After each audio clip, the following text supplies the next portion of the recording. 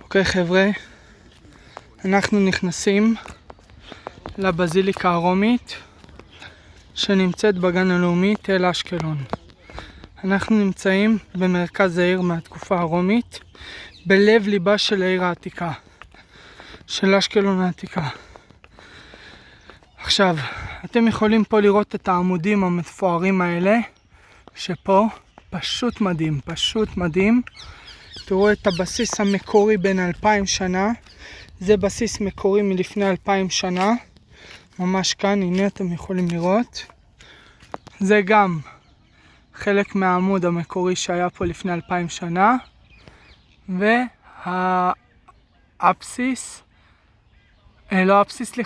והכותרת הקורינטית, קורינטי ביווני מלשון קורינטי, יפה, מפואר. עכשיו פה תוכלו לראות אותו דבר, אבל סוג של מפוצל כזה לשניים בצורת לב.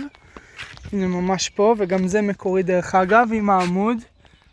ולמעלה אתם תוכלו לראות את הכותרת הקורינטית המשולבת. עכשיו אנחנו נמצאים, כמו שאמרתי, בלב ליבה של אשקלון העתיקה. אנחנו נמצאים במרכז העיר העתיקה של אשקלון. מה מיוחד באזור הזה, שבאזור הזה אנשים סחרו. תחשבו, היו פה 3 מקומות מרכזיים ששימשו במקום המרכזי הזה. המרכז הראשון, מרכז מסחרי, מה שאנחנו מכירים כאן את השוק, או כקניון של היום. מרכז שני, מרכז שיפוטי, מה שאנחנו מכירים כאן את בית המשפט העליון, או מה ששופטים ודנים ומחליטים מי צודק ומי לא צודק. ומקום שלישי ואחרון, מקום שחוקקים בו חוקים, מה שאנחנו מכירים כאן את הכנסת. ופה כל המרכזים האלה היו במרכז אחד פשוט כאן, איפה שאתם רואים. כאן פשוט למעלה, תסתכלו איזה יופי. תסתכלו על העמודים איזה מפוארים הם. עכשיו, מה שעוד יותר מיוחד זה, שאם תסתכלו פה מצידי העמודים, תוכלו לראות פשוט מאוד את האפסיס, את הבסיס, העמוד, וכל אלה משוחזרים דרך אגב, זה לא מקורי. יש חלק מקורי כמו שם, אתם רואים עם האפסיס והעמוד המקורי, ויש חלק שהם משוחזרים לגמרי, כמו זה שפה, שנמצא לכם עכשיו. דרך אגב, מה שאני בא להגיד לכם עכשיו עוד דבר, כאן המקום הזה, אמנם יש פה פסלים, אבל המקום הזה מעולם לא שימש כמקום פולחני או דתי. המקום הזה, כמו שאמרתי, 3 מרכזים מרכזיים. עכשיו, המרכז הזה, הפסלים האלה, זאת האלה ניקה, אלת הניצחון הרומית. מי שמכיר כאן את המותג נייק, אז זה לקוח מהאלה הזאת, ניקה. פה זה אטלס, האל אטלס, שמחזיק מעליו את הגלובוס, את כדור הארץ, ומעליו, מהכדור הארץ, יש את האלה ניקה שנמצאת פה. ופה יש את אותו פסל, פשוט זה 3-4 פסלים אותו דבר, שהם העתק של אותו פסל. ופה יש לנו את האלה המצרית, האלה איזיס, אלת הניצחון המצרית, שהרומאים מאוד אהבו והחשיבו אותה. עכשיו, בואו תסתכלו פה, ממש מדהים. בואו תסתכלו אחריי פה, יש פה קצת קוצים, זהירות רגע. דרך אגב, מי שלא מזהה, לחומר הזה קוראים בטון. בטון רומי זה קונגו, אי אפשר לפצח אותו.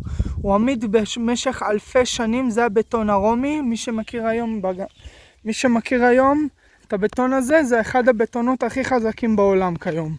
עכשיו פה בואו תראו אחריי גם, תוכלו לראות פה, ממש פה, את זה.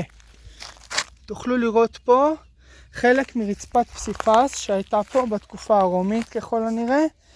עכשיו מה שמיוחד פה, הנה אני מראה לכם פה, הנה תסתכלו מה רואים פה, פשוט מדהים, פשוט מדהים, הנה אתם רואים פה, אוקיי. עכשיו מה שמיוחד פה, שפה אתם יכולים lirot 2 שכבות, שכבה רומית ומעל עוד שכבה, שזה גם היה רצפה מעליה. השכבה הזאת זה השכבה 330 שנה אחרי, בין 300 ל-500 שנה אחרי, זה תקופה רומית, זה תקופה ביזנטית, תחילת הנצרות, הביזנטים, קונסטנטין וקונסטנטינופול וכו' וכו'. עכשיו, פה אני אסביר לכם קצת על המקום הזה.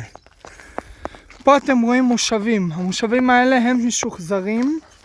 ודרך אגב, עוד משהו שלא השגתי. המבנה הזה, כל האזור הזה היה מכוסה באפר עד הגובה הזה בעצם. עד הגובה הזה הוא היה מכוסה באפר כולו. עכשיו, פה פשוט תוכלו לראות את המדרגות שהובילו לאזור. פה אמורים להיות היום מושבים להיות. כנראה אולי בהמשך יוסיפו אותם, לכו תדעו. ופה העמודים, איפה שהמושבים היו מעץ שמשוחזרים, פה ממש ממולי היו יושבים כל האנשים וצופים פה במרכז, דנים ומחליטים מי צודק ומי לא צודק, ודנים ומחליטים החלטות.